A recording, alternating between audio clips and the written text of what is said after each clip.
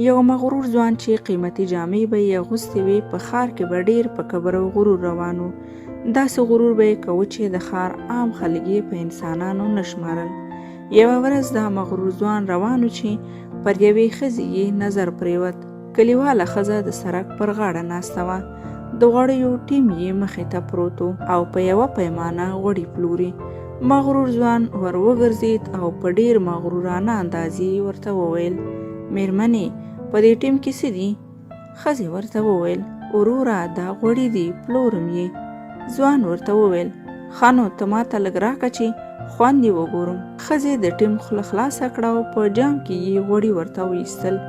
د ښځې پام نه و چې د ځوان پر جامو یې غوړي وڅڅول. ځوان په قهر شو. ښځې ته یې په لوړ اواز وویل: تا خو زما قیمتي جامې خرابې کړې. ته به ضرور زما د جامو تاوان راکوي. زه د یو قدم هم نه پرېږدم، ما ته به پوره 1000 درهمه راکوي. ښځه وارخطا شوه او په وېرېدلې لهجه یې وویل: وبخه وروره، ما خو قصداً ستا جامې نه دي خرابې کړي، او بل زه غریبه ښځه یم، 1000 درهمه ما په خوب کې هم نه دي لیدلي. ځوان ورته وویل: زما له دې سره هیڅ کار نشته چې ته پیسې لري او که نه، خو زما جامې دي خرابې کړي، زه د خپلو جامو تاوان غواړم. ښځې ورته عذر او زارۍ وکړې، خو ځوان نور هم غوسه شو او ښځې ته یې وویل: 1000 درهمه غواړم، نور هیڅ نه اورم، که نه نو له دې ځایه یو ګام هم نشي اخیستی. یو لاروی ځوان چې د دوی دغه خبرې واورېدې، جب ته یې لاس کړ. 1000 درهمه یې د مغرور ځوان په لاس کې ورکېښود او زیاته کړه: واخله، ستا د جامو قیمت زه درکوم، دغه بېوزله ښځه پرېږده. ځوان پیسې واخیستې او روان شو. لاروی ورغږ کړ: چیرته روان شوې؟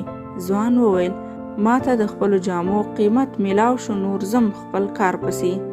لاروی ورته وویل: نو جامې چیرته وړې؟ ځوان په حیرانۍ وویل: ستا موخه څه ده؟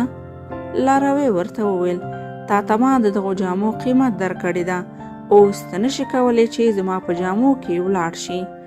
ځوان په وارخطایي ورته وویل: ستا هدف څه دی؟ آیا ته غواړې ما بربند کړې؟ ته خو مې د خلکو په مخ کې شرمنده کوې. لاروی ورته وویل: له دې سره زما کار نشته چې ته بربندېږي او که نه، ما ته مې خپلې پیرل شوې جامې راوباسه او یا یې قیمت راکړه. مغرور ځوان په پریشانه مسکا کې وویل: ښه پروا نه کوي، دا د خپل قیمت دې بیرته واخله او ما پرېږده چې لاړ شم. لاروی ورته وویل: نه، ما ته به زما د غوښتنې سره سم قیمت راکوي. ځوان وویل: څومره؟ لاروی وویل: زه 2000 درهمه غواړم. ځوان چې حوصله بایللې وه په ژړغوني غږ وویل: دا ظلم دی، دا جامې خو 200 درهمه قیمت هم نه لري، ته یې څنګه په 2000 درهمه پلوري؟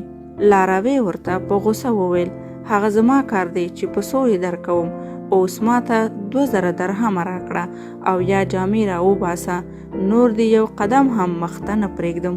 بالاخره یې لاروي ته 2000 درهمه ورکړل او ځان یې خلاص کړ. ځوان اعلان وکړ چې ما دا 2000 درهمه دغې میرمنې ته وربخلي دي. نو درنو لیدونکو، تر ځان ټیټو خلکو ته سپک مه ګورئ.